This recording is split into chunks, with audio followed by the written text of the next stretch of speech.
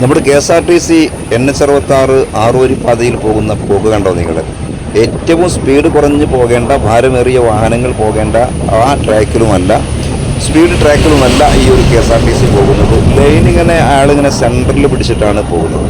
ഒന്നുകിൽ ഏറ്റവും സ്പീഡ് കുറഞ്ഞ് പോകേണ്ട ട്രാക്കിലേക്ക് മാറണം, അല്ലെങ്കിൽ വേഗതയിൽ പോകുന്ന സെൻറ്ററിലെ ഈ ഒരു ട്രാക്കിലേക്ക് മാറണം. പക്ഷെ KSRTC ഡ്രൈവർ ഈ ഒരു KSRTC ഓടിക്കുന്നത് ഈ ലൈൻ, അതായത് സ്പീഡ് കുറഞ്ഞു പോകേണ്ട ട്രാക്കിലുമല്ല, സ്പീഡിൽ പോകേണ്ട ട്രാക്കിലുമല്ല, ആളിങ്ങനെ നടുക്കിങ്ങനെ പിടിച്ചിട്ട് ഇങ്ങനെ പോവുകയാണ്.